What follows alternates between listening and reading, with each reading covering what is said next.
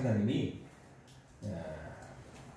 바로의 꿈을 통해 말씀하신 대로 온 세상에 7년 흉년과 기근이 계속되고 야곱의 집에는 전에 살았던 곡식이 다 떨어져 갑니다. 사실 벌써 애굽에 다녀왔어야 하는데 야곱이 고집을 피운 것이죠. 애굽에 내려올 때는 반드시 동생 베냐민을 데리고 오라고 얘기했거든요. 그런데 아버지 야곱이 절대 베냐민은 함께 내려가지 못할 것이다 라고 고집을 피운 것입니다. 그래서 몇 번을 더 갔다 왔어야 되는데 끝까지 쌀이 떨어질 때까지 곡식이 다 떨어질 때까지 미루고 또 계속 미뤘던 것입니다. 그러다가 이제는 식량도 다 떨어지고 더 이상 미뤘다가는 온 가족이 다 죽게 생긴 거예요. 그러니 결단을 하지 않을 수 없는 겁니다. 그래서 야곱이 결단을 합니다. 그래, 베냐민 데리고 내려가라. 그러면서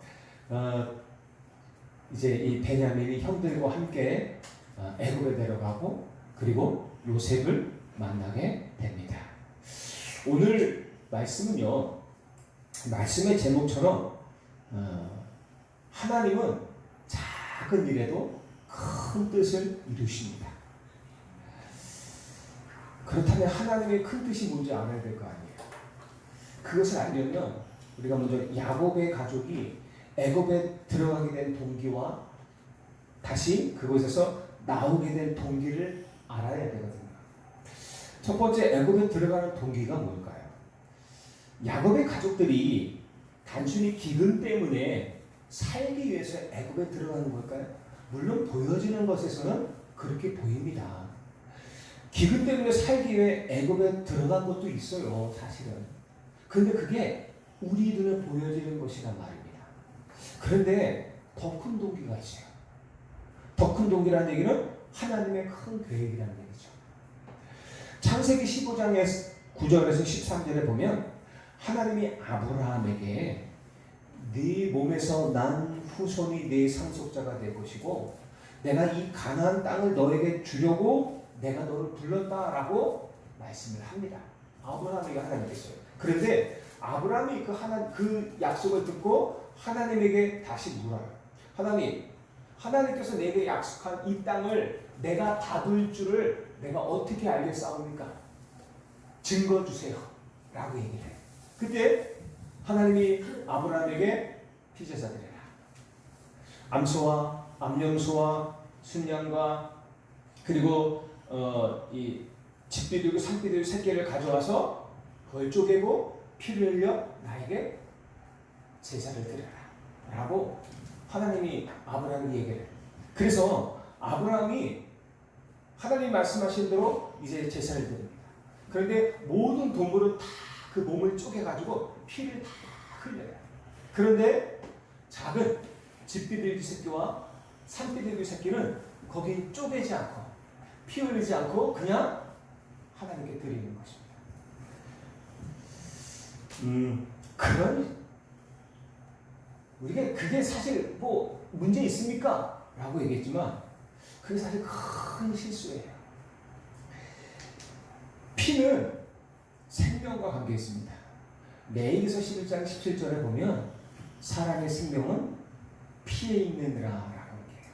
생명은 피에 있거든요. 하나님이 피를 좋아해서 그냥 피를 흘려 제사를 드리라 말씀하신 겁니까? 하나님이 피를 좋아하셔서 전쟁을 일으키고 사람을 죽이고 그렇게 하십니까? 그래서 동물들의 피를 좋아해가지고 동물들 잡을 때마다 피를 다 흘려서 그냥 나에게 드리라 그걸 좋아해서 그렇지 않단 말입니다. 로마서 6장 23절에 보면 죄의 삭은 사망이라고 했어요. 하나님께 범죄한 인간은 그 죄로 인해서 이 땅에서 고통 중에 또 불행 중에 고통받으며 살아가다가 죽어서 영원한 사망의 고통인 지옥으로 가게 됩니다. 모든 사람이 다 그래요.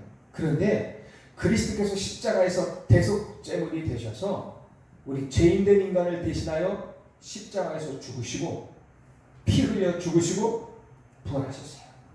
그래서 그 그리스도를 믿고 영접하는 모든 사람들을 용서하시고 죄와 사망의 법에서 완전하고 영원히 해방하시고 구원하시겠다는 의미입니다. 그래서 구약시대에 수억 마리의 양과 염소와 양을 순양을 잡으라고 하신 거예요. 하나님이 필요하지 않습니다. 근데 왜 그렇게 수많은 사람들에게 내게 나올 때마다 제사드려라, 범죄할 때마다 제사드리를 합니까? 그 피가 그 사람의 생명을 구원한다니까요. 하나님이 그 사람의 생명 대신 그 동물의 피를 취하면 그 동물의 생명을 이 사람 대신 취하는 거예요. 그리고 어떻게 이 사람은 용서하시는 것이란 말이에요. 그래서 피를 흘려라는 거예요. 왜 구약시대에 그렇게 수천 년 동안 얘기하셨습니까? 그리스도가 오신다는 거예요. 구약시대에 너희들은 너희 범죄할 때마다 양을 잡고 염소를 잡고 돈이 없는 사람은 비둘기를 잡고 그래서 네 죄를 용서받지만 한 번이지 않냐. 다음에 또 오시면 또 잡아야 돼요. 이 죄 문제가 해결이 안 되는 거예요. 그래서 수천 년 동안 그 율법의 피제사를 얘기하시면서 뭘 얘기하셔요? 그리스도가 오실 것이다. 단번에 자기 몸을 가지고 단번에 우리 죄 문제를 영원히 끝내실 그분이 오실 것이다. 그분이 십자가에서 너희를 대신하여 대속제물로 되실 것이고 피 흘려 죽을 것이다. 그래서 너희를 영원한 죄와 저주와 사망의 고통에서 해방하실 것이다. 구원하실 것이다. 지금 그 얘기를 하시는 거예요. 그래서 잊지 말라는 거예요. 단순히 피 흘려 제사드리라는 게 아니에요. 어마어마한 의미가 있단 말이에요. 에베소서 1장 7절에는 우리는 그리스도 안에서 그의 은혜의 풍성함을 따라 그의 피로 말미암아 속량 곧 죄사함을 받았느니라 라고 해요. 그러니 피로 드리는 언약의 제사가 얼마나 중요합니까? 얼마나 중요해요. 이렇게 중요한 제사에 아브라함이 쇠를 쪼개지 않고 피를 흘리지 않은 것입니다. 그리고 그냥 드린 거예요. 그건 뭐예요? 언약을 놓친 거예요. 여러분들 오늘 예배를 드리면서 그리스도 언약을 놓쳤다. 그럼 예배 실패해요. 예배 실패하는 거예요. 영원한 구원의 비밀이 담긴 피의 언약을 놓치고 잘못된 제사를 드린 거예요. 이 피는 영원한 구원을 가지고 있단 말이에요. 어마어마한 비밀이 있어요. 그 피는요, 우리를 영원한 사망에서 구원하시는 피고요. 영원한 저주 재앙에서 사단의 모든 권세에서 해방받는 유일한 언약이란 말이에요. 모든 것을 이기는 능력이란 말이에요. 그 피에 이건 오직이에요. 오직. 이거는 다른 거로 대체할 수가 없어요. 이건 오직이에요. 그리고 하나님이 아브라함에게 나타났어요. 그러면서 13절에 창세기 15장 13절에 이렇게 말씀하시죠. 네 자손이 이방에서 개게 되어 그들을 섬기겠고 그들은 400년 동안 네 자손을 괴롭게 하리니 라고 말씀하세요.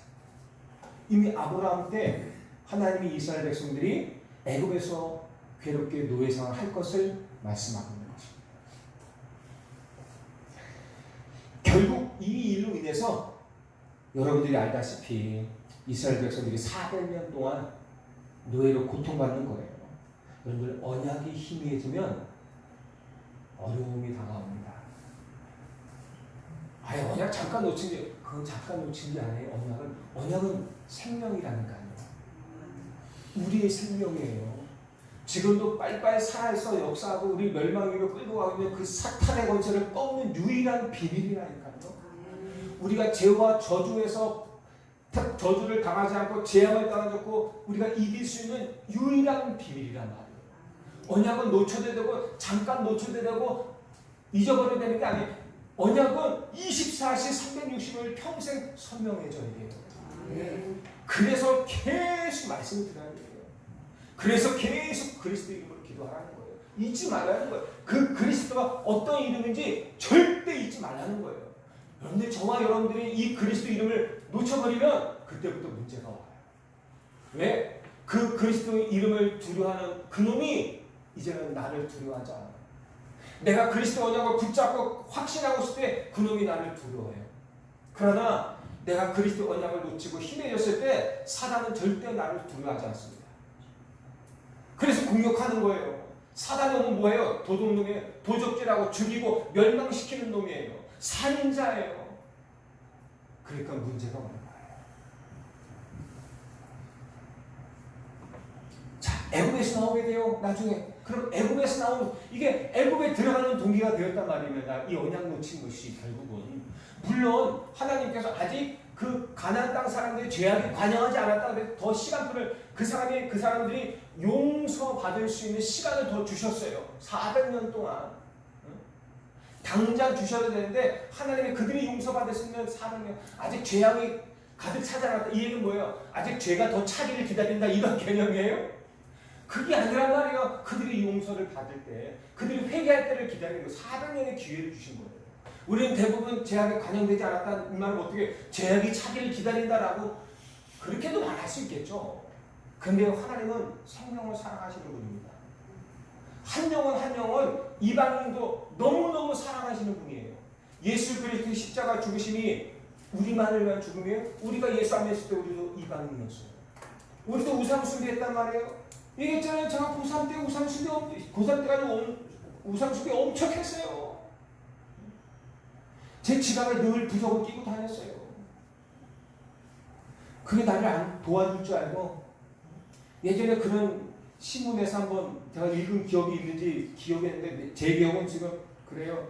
어느 분이 버스 사고를 당했는데 버스 안에 사람들이 다 크게 다치고 죽었는데 이 사람만 멀쩡한 거야. 나중에 알고 보니까 이 사람의 몸에 부적이 있었대. 제가 그래 이 부적이 도와주는 거야. 부족을 갖고 다녔다 그랬을까요? 그래서 자, 저도 이방인이었어요. 우상숭배 많이 했어요. 저도요. 그래서 아직도 해결되지 않은 영적 문제, 아직도 해결되지 싸우고 있는 정신 문제가 있어요. 특히 뭐라고요? 고소공포증. 그게 이제 끝났어요. 제가 금요일날 메시지를 준비하면서 메시지를 또 선포하면서 제가 또 깨달았어요. 나의 고소공포증이 어디에서 오는지 알았어요. 다시 확인했어요. 이 영적 문제였잖아요. 그죠? 제 어렸을 때부터 이런 과거부터 왔잖아요. 그런데 이거와 비슷한 문제가 언제 있었다고요? 청년 때. 제가 청년 때 무슨 고민이 있었다고요? 저 하늘을 보면서 저 하늘이 무너지면 나는 어디로 피하지? 하늘이 무너져도 피할 것이 뭐 있다 뭐 이렇게 어떤 건 얘기를 하는데 나는 진짜 하늘이 저 무너지면 나는 어디로 피할 수 있을까? 아니 하늘이 왜 무너져요? 이게 정신 문제예요. 이게 정신 문제. 하늘이 무너질 일이 없잖아요. 땅이 무너지면 무너져도 하늘이 왜 무너져? 근데 나는 땅 무너진다 생각 안 하고 하늘이 무너지면 나는 어떻게 될까? 이거 고민하고 다니까 이거요. 진짜 심각한 고민이었어요. 저는요. 지금은 웃으면서 얘기하지만 그때는 심각해서 남에게 말 못하면 심각한 일이었어요. 아니 어린이 꼬랑이 애들 물어보세요. 하늘이 무너지는지. 그 나는 청년 돼서도 하늘이 무너지는지 착각하고 있었다니까요. 이런 정신으로 가지고 있었어요. 그게 어떻게 해요? 높은 곳에만 올라가면은 여기서 떨어지면 어떻게 이게 아니에요. 이 건물이 무너지면 어떻게 되지? 저는 항상 이런 걱정이에요. 무너지면 내가 올라간 이 건물이 무너지면 어떡하지? 내가 올라간 이 다리가 무너지면 어떡하지? 제 고소공포증은 그거예요. 많이 나아졌지만 아직도 해결 안 되는 것이 그거였어요. 근데 제가 목요일날 목사님들한테 내가 이런 문제를 드러냈어요. 제 문제가 고소공포증입니다. 근데 누가 얘기를 하더라. 그게 영적 문제 아니냐. 목사님 과거에서도 오런 그 목사님 그랬다고 그러지 않냐. 봐봐 그거 맞네. 근데 제가요 인정을 별로 안 했어요. 하고 싶지 않더라고. 왜? 아주 좋게 얘기하면 되는데 아주 강하게 대놓고 그냥 얘기하면 기분이 별로 안 좋더라고 들으면서. 맞는 말인데 기분이 되게 안 좋아. 아이씨 그만해! 이러면서 그런데 그건 좀 나와 관계에서 좀 직설적으로 얘기하시는 분이에요. 그래서 내가 쓸데없이 일부러 자꾸 문제감들은 날 끌어가고 있어 막 이렇게 얘기하면서 근데 가면 돌아와서 아무리 생각해봐도 그게 맞아. 그래서 제가 메시지를 준비하고 또 금요일날 메시지에 또 그렇게 치유하면서 생각 치유 하시면서 결국은 말씀하시면서 제가 내 문제가 어디서 또 언제를 그게 언제까지 온 거를 아직도 치유되지 않은 그 부분들을 제가 확인했잖아요. 그래서 이제 끝났다. 이제는 끝났다. 고백했어요. 이게 기도해야죠. 그렇다고 높은 곳에 올라간다는 게 아니라 그렇다고 롯데 타워 그런 데 올라간다는 게 아니라 그렇단 말이죠. 어떻게 뭐 얘기하다가 이거 했죠? 자, 애굽에 그렇게 들어갔단 말이에요. 자, 언약을 놓치고 이스라엘 백성들이 결국은 들어가게 됐어요. 하나님이 이런 나도 사랑하셔서 구원해 주셨단 말이죠. 그죠? 제가 제 과거를 얘기했잖아요. 저희 어머니는 어렸을 때 신기가 있어가지고 저희 할머님이 무당집을 돌아다니면서 신을 받게 하기 위해서 부탁을 했대잖아요. 근데 그 무당들의 공통적으로 얘기하는 게 뭐라고요? 이 아이의 뒤에는 큰 신이 있어서 이 아이에게는 우리가 구술하면 큰일 난대요. 그분이 어떤 분이 만군의 여호와 하나님. 그분이 지키고 있던 거죠. 저희 할머님은 늘 산신을 섬기고 늘 산에 섬겨가지고 정한수 떠들고 그 제가 불교에 가면 항상 어디 가냐면 산신당을 올라갔어요. 할아버지 한 명이 호랑이 옆에 끼고 이게 있더라고요. 그러니까 어쨌든 그렇게 제가 지나갔단 말입니다. 이런 저도 하나님이 사랑하셔서 구원해 주셨다니까요. 하나님이 한 생명을 이렇게 사랑하세요. 이 그리스도의 언약을 놓치면 이런 저주 재앙에서 어떻게 살아날 수 있습니까? 어떻게 구원받을 수 있어요? 그래서 하나님은요, 이 그리스도 언약을 절대 놓치지 말라는 거예요. 여러분, 내게 있는 문제 그리스도 복음 안에는 치유 안 됩니다. 성령의 역사하지 않으면 안 돼요. 그래서 인정하셔야 돼요. 제가 그동안 인정하지 않다가 이번에 인정하게 됐어요. 그래, 그 문제구나. 아니까, 알게 되니까 인정하게 되더라. 이게 내 문제구나. 그래서 이제는 본격적으로 기도하는 거예요. 끝났다. 끝난 거예요. 이제. 이기기 위해서 기도하는 게 아니라 끝났다는 걸 확인하기 위해서 기도하는 거죠. 확실한 거죠. 그래서 한번 올라가 봐야 되나 지금 생각하고 있어요. 확인을 해야 될 거 아니에요. 끝났는지. 제가 나중에 한번 올라갔다가 와볼게요. 그래서 진짜 끝나는지 안 끝나는지. 이게 고소공포증이 되면요, 다리가 안 움직여요. 아시죠? 다리가 안 움직여요. 몸이 안 움직여요. 아무리 다리를 끌어올리고 막 그래도 다리가 안 움직여. 그래서 왜 큰 위기 속에 사람이 큰 놀람이 있고 그러면 차가 오는데 사람이 야 빨리 피해 해도 사람이 못 피하잖아요. 안 움직여서 그러는 거예요. 제가 알겠더라고. 제가 그냥 안 움직여. 다리가 안 움직여. 아무리 써도 안 움직여. 야, 그게 그렇더라니까요. 자, 그래서 그래서 치는 거예요. 여러분은 그런 일이 없을 겁니다. 저도 앞으로는 그런 일 없을 거예요. 그렇단 말이죠. 자, 그래서 애굽에서 나오는 동기는 뭐예요? 자, 애굽에 들어간 이스라엘 백성들은 언약의 사람 야곱과 요셉이 살아있는 동안에는 애굽에서 귀한 대접을 받았어요. 그러면서 생육하고 번성하며 잘 살고 있었단 말입니다. 근데 야곱이 죽고 요셉과 그 시대에 살던 사람들이 다 죽고 나니까 이제는 후대밖에 없어요. 근데 문제는 뭐냐? 그 후대에서 언약을 놓쳐버린 겁니다. 언약을 잃어버린 거예요. 언약의 중요성을 모르고 또 잊어버린 거예요. 그리고 어느 날 애굽의 왕조 자체가 바뀌어버린 사건이 벌어져요. 왕조가 우리 조선이 이씨 왕조라 그러잖아요. 왕조 자체가 바뀌는데 요셉을 알지 못하는 왕조가 일어난 거예요. 그래서 어떻게 해요? 이스라엘 그 왕조가 딱 세워지자마자 이스라엘 백성들을 노예로 만들어버리는 법을 실행하는 거예요. 그래서 자기 의지와 상관없이 생육하고 번성하고 힘이 강한 거 상관없어요. 어느 날 애굽의 노예가 되어버리는 것입니다. 그러다가 그렇게 괴롭힘을 당하고 고통 중에 살아가다가 하나님이 약속하신 400년이 차고 모세를 통해 6월절 피언약이 회복되는 그날, 모든 백성이 그 피언약을 가지고 문지방과 임방에 바른 그날, 피 바른 그날, 노예에서 완전히 해방되고 출애굽을 하게 되는 것입니다. 이게 복음의 능력이에요. 이게 그리스도 능력, 피의 능력이란 말입니다. 그리스도 있는 자와 그리스도 없는 자는 달라요. 그리스도와 전도 선교의 언약을 붙잡고 있던 요셉의 시대에는 애굽의 귀한 손님이었다니까요. VVIP였어요.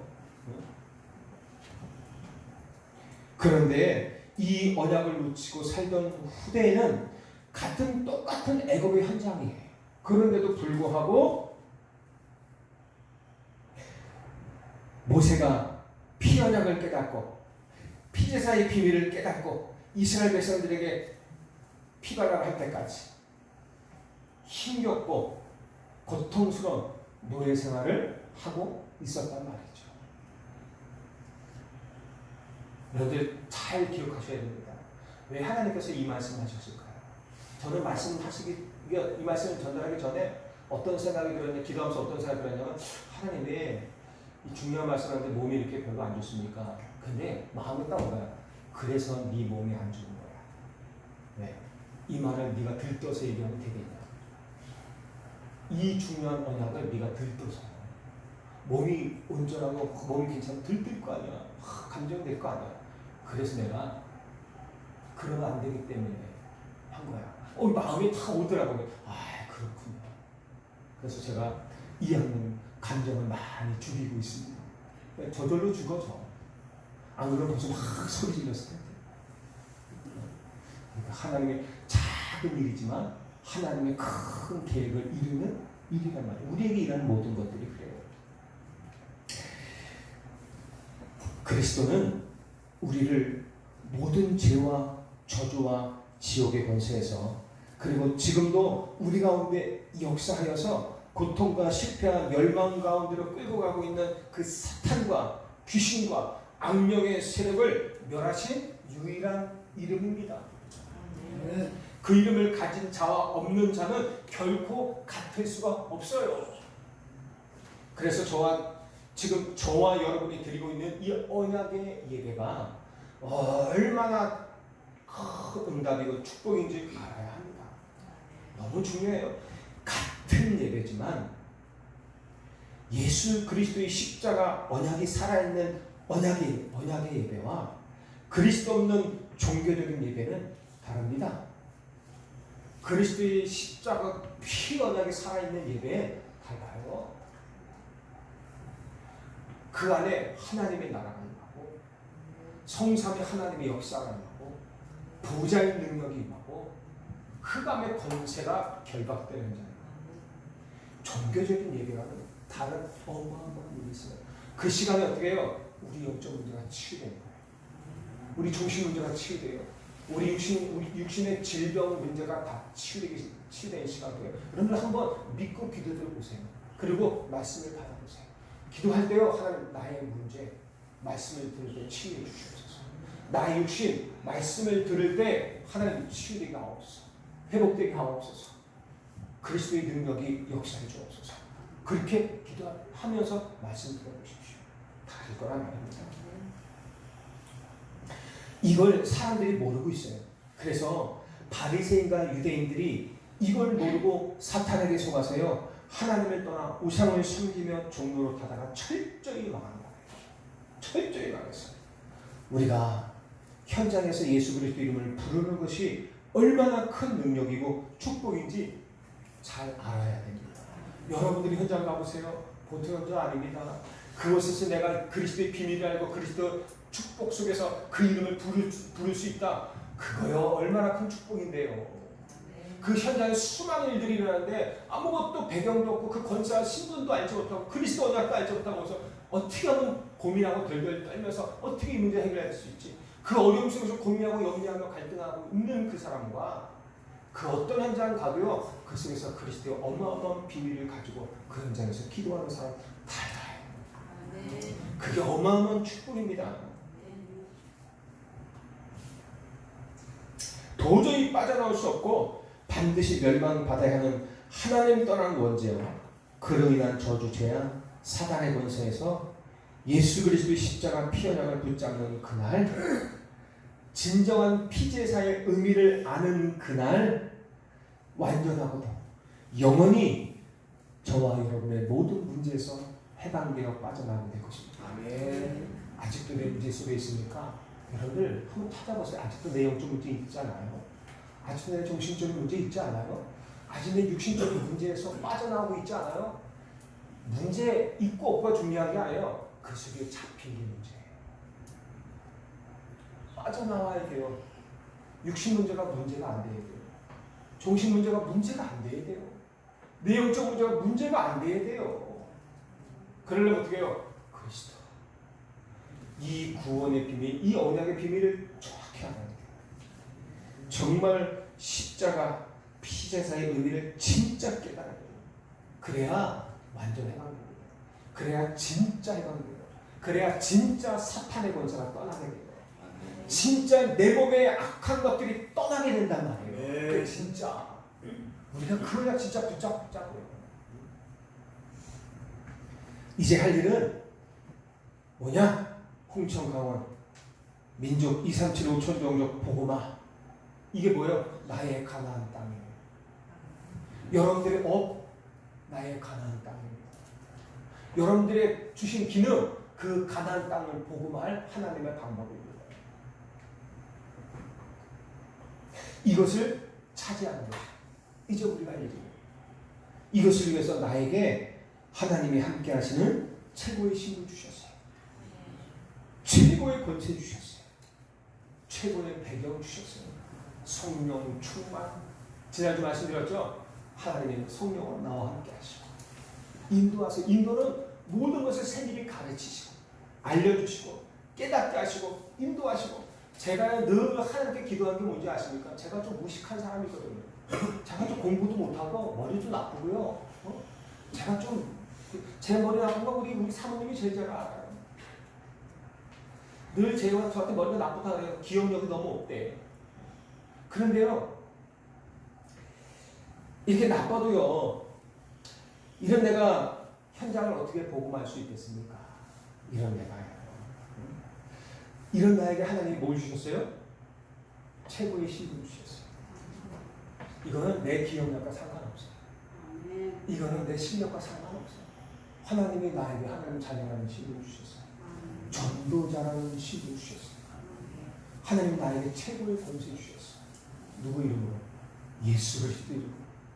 그 이름으로 기도할 때 이러한 놀라운 영적 권세를 내게 주셨다는 거예요. 그 하나님 어떻게 내게 최고의 배경을 내게 주셨어요. 나와 함께 하신대. 나를 인도하시겠대. 그러니까요, 내가 두려움이 없는 거예요. 무식해도 괜찮아. 왜? 하나님 가르쳐 주세요. 깨닫게 해주세요. 알게 해주세요. 하나님 세밀하게 제가 뭘 해야 될지 알지 못하게 하나님 하나부터 열까지 세밀하게 좀 알려주세요. 보통 사람들이 있잖아요. 야, 이거 깨달으면 좀 대충 이어서 좀 연결해서 좀 알아야 될 것 같지 않냐? 그래야 되지 않냐? 나는 그러지 못해. 하나부터 그냥 10까지 하나하나 세밀하게 좀 불러주세요. 제가 말씀 준비할 때 그렇게 해요, 사실은. 세밀하게 불러주세요. 세밀하게 알려주세요. 혹시 그래도 내가 모르면 하나님 전문가 불러주세요. 왜? 내가 기도할 수 있는데. 그게 내 배경이요. 하나님 나를 인도하신다 그랬어요. 배경으로 함께 하신다 그랬어요. 성령 충만 주신다 그랬어요. 그 신분과 권세, 배경을 저와 여러분에게 주셨어요. 그리고 어떻게 해요? 나에게 그리고 우리 교회와 나의 업에 가나안 정복을 위해서 전무후무한 응답과 축복을 준비하셨습니다. 그거 발견하시는 거예요. 그거 찾아요. 왜 기도하느냐? 그거 찾아야죠. 그래서 이미 준비해 놓으셨다니까요. 그거 찾고 발견해야 돼요. 그리스도께서 이미 승리한 땅이기 때문에 그리스도의 이름으로 가서 깃발을 꽂는 것입니다. 그럼 하나님의 작은 뜻은 뭡니까? 자, 창세기 37장에 요셉이 꿈을 꿨어요. 요셉이 꿈을 꾸고 창세기 39장에 보니까 그 꿈 때문에 형들의 시기를 받아요. 그 전에 얘기죠. 형들의 시기를 받아서 죽음의 위기에 처하고 상인에게 팔려서 형들이 팔아버린단 말이에요. 애굽으로 내려와 보디발에게 노예로 팔리게 됩니다. 요셉이. 사실 요셉이 이곳에서도 나름대로 인정받았단 말이에요. 노예였지만. 그래서 하나님이 주시는 형통한 축복을 잘 누리다가 주인에게 좀 잘 보여서 잘 먹고 또 좋은 여자 만나서 결혼하고 잘 먹고 잘 살면 좋을 것 같아요. 그래도 될 것 같아요. 그런데 하필이면 주인 여자에게 찍혔네. 하필이면 주인 여자에게 찍혔어. 잘 먹고 잘 살려고 해도 주인 여자가 가만 안 놔둬. 이거는 어쩔 수 없어. 아니 주인 여자가 자기를 유혹해요. 피하면 되는 일이 아니야. 이거는 쌍방간에 뭔가 결단이 일어나야 돼. 불륜을 하든지 아니면 문제가 얘가 죽든지 방법은 그거밖에 없어. 아니 주인 여자가 나를 사랑하는데 방법이 없는 거야. 이거 어떻게 해요? 요셉이 이거 뿌리치면은 자기가 어떻게 될지 뻔히 알아요. 주인 여자 가만히 있겠으면 그런데도 뿌리친 겁니다. 죽음을 선택하는 거예요. 감옥을 선택하는 거예요. 그래서 억울한 누명을 쓰고 감옥에 가게 됩니다. 이런 과정은요, 언뜻 보면 절망적인 것 같아요. 노예되었지, 형들이 시기를 당하고 죽음의 위기에 얹혔지, 노예되었지, 또 억울한 누명 쓰고 감옥에 갔지. 이게 얼마나 억울합니까? 얼마나 절망적이에요. 그런데 오히려 그런 과정을 통해서 하나님의 큰 뜻을 하나하나 이루어 나가는 것을 우리가 보잖아요. 아마 성경에 이것이 기록되어 있지 않았으면 잘 모를 거야. 그죠? 잘 믿지 않을 거야. 근데 성경에 기록되어 있잖아요. 우리는 알잖아. 이게 그 안에 작은 한 사람 개인에게 일하는 일인 것 같지만 그 개인에게 일어나는 일이 하나님의 큰 뜻을 이루는 어마어마한 큰 응답이었다는 거예요. 이게 언약의 사람이에요. 7년 흉년이 들어 온 세상에 그리고 이스라엘에게도 어려움이 왔어요. 그래서 쌀을 사러 애굽으로 내려보내요. 오늘. 그리고 베냐민을 데리고 가는데 이게 작은 일처럼 보이지만 전부 하나님의 큰 뜻을 이루는 말씀 성취예요. 하나님의 언약 성취란 말이에요. 우리가 그냥 하루하루 그냥 사는 것 같고 저와 여러분이 그냥 하루하루 그냥 사는 것 같아요. 오늘은 내가 특별하게 한 일이 없어. 그냥 뒹굴뒹굴 게을렀던 거야. 그냥 하루하루 그냥 사는 것 같아요. 그리고 저와 여러분 개인에게 일어나는 매일매일의 작고 큰 일들이 있단 말입니다. 별 가치 없는 것 같아요. 그러나 그게 전부가 하나님의 큰 계획을 이루는 하나님의 인도입니다. 왜? 저와 여러분은 언약의 사람이거든요. 저와 여러분은 오늘도 언약의 여정을 가고 있거든요. 언약의 백성에게 일어나는 일은 이유 없는 일이 없어요. 언약의 백성에게 일어나는 지극히 작은 일이라도 가치 없는 일이 없단 말이에요. 이것을 제대로 깨달으면 어디에 가서도 흔들리지 않습니다. 그 모든 것을 하나님의 저희들의 계획이 함께하게 되는 거예요. 자, 그럼 하나님의 목적이 뭘까요? 이 큰 뜻을 가진 하나님의 목적이 뭘까요? 창세기 12장 1절에서 3절에 아브라함을 부르셨어요. 하나님이 아브라함을 처음 갈대아 우르에서부터 부르실 때 계속해서 하신 말씀이 뭐예요? 너로 말미암아 모든 족속의 복을 받을 것이다. 이게 하나님의 목적이에요. 아브라함을 축복하나요? 왜 축복하나요? 축복하시는 이유가 뭐예요? 너로 말미암아. 아브라함을 창대케 하시는 이유가 뭐예요? 너로 말미암아. 모든 족속의 복을 받아야 되기 때문에 그렇습니다. 하나님의 뜻은 전 세계에 죄와 사단과 지옥 권세에서 해방되는 구원의 복음이 증거되는 것이고 그로 인해 하나님의 영광이 나타나는 것입니다. 이게 전도고 선교입니다. 이스라엘 백성들이 이걸 놓쳤어요. 우리 교회가 이걸 놓치면 안 돼요. 우리가 복음을 막 말하면서 전도와 선교를 놓치면 또다시 문제 와요. 여러분들 복음과 복음운동은 다릅니다. 전도와 전도운동은 달라요. 선교와 선교운동은 다릅니다. 복음은 그냥 있는 것이고 복음 운동은 복음의 역사가 일어나는 것입니다. 전도는 그냥 이름이고 단어고 전도의 역사는 전도 운동은 그 안에서 어떻게 생명이 살아나는 거예요. 그걸 보고 운동이라고 얘기하는 것입니다. 그래서 여러분들이 있는 그 자리 어떤 자리입니까? 여러분들이 있는 그 자리 여러분 누굽니까? 하신 분은 그 자리가 선교지예요. 여러분은 선교사예요. 잊지 마셔야 돼요. 여러분들은 그리스도의 증인입니다. 아멘. 내가 어디 있든지 내가 오늘 어디 가든지 그 자리에 나는 선교사로 가는 거예요. 그곳에 내가 있는 현장은 바로 선교지예요. 잊으시면 안 돼요. 그래서 내가 막 하지 못한다도 늘 기억하셔야 돼요. 교회 부흥이 수단이 아니에요. 전도 선교의 수단이 그 교회의 부흥을 위한 수단이 아니에요. 어떤 분은 그렇게 얘기해요. 교회가 전도하는 목적이 뭐야? 교회가 부흥되지 않아야 되지 않냐? 다 그래. 내가 그런 전도 안 한다고 했어요. 전도도 못하지만 그 목적을 위한 전도 안 한다고 했어요. 함께 하자고 했다고요. 근데 얘기하는데 교회가 부흥되든지 안 되든지 전도해야 된다고 했는데 교회 부흥이 얘기하라고 해서 맞는 말인데 목적이 그거예요. 그래서 난 그런 전도 안 한다고. 전도 안 한다는 게 아니라 우리 목적은요 생명입니다. 교회 부흥이 수단이 아니에요. 전도는 수단이 아니야. 교회 부흥은 하나님의 축복을 받는 수단이 아니에요. 우리가 전도 선교하면 하나님의 축복을 받습니다. 근데 축복을 받는 수단으로서의 전도가 아니라니까요. 그것으로서의 선교가 아니라니까요.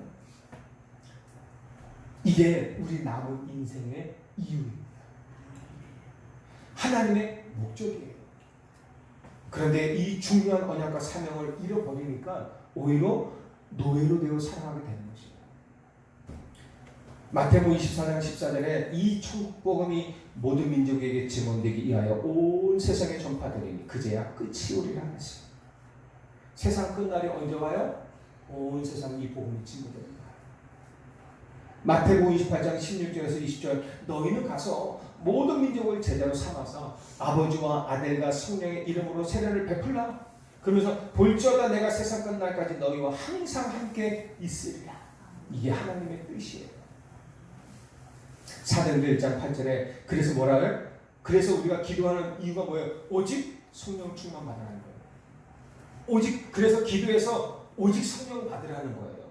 왜 그래야 됩니까? 그래야 능력을 받게 돼요. 그래야 권능을 받게 돼요. 그래서 예루살렘 문제대 사마리아 땅끝까지 이르러 증인이 되어줄 수 있단 말입니다.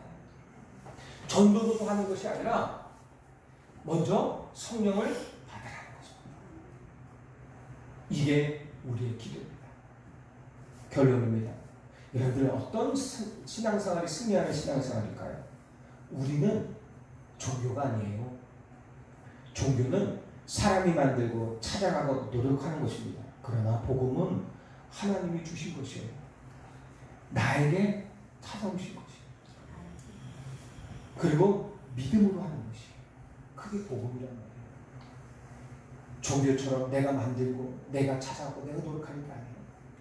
이 어마어마한 복음이 하나님께서 내게 주신 이 엄청난 복음을 가지고 여러분들 내가 만들고 내가 원하는 하나님을 믿는 이상한 신앙생활로 만들지 마시기 바랍니다. 이렇게 얘기를 해도요, 좀 지나가면 또 내가 생각하는, 또 내가 원하는 하나님, 또 내가 만든 하나님을 믿어요. 그래야 되지 않냐? 이래야 되지 않냐? 내가 이 정도 했으면 이렇게 되지 않냐? 여러분 그거 들어보셨잖아요. 내가 하나님에서 이렇게 헌신하고 이렇게 뭐하고 이 정도 했으면 이제는 이래야 되지 않냐? 내가 만든 하나님, 내가 생각하는 하나님, 내가 믿는 하나님은 그런 하나님이 아니에요. 우리는 그런 실수가 있어요. 그건 종교생활이에요.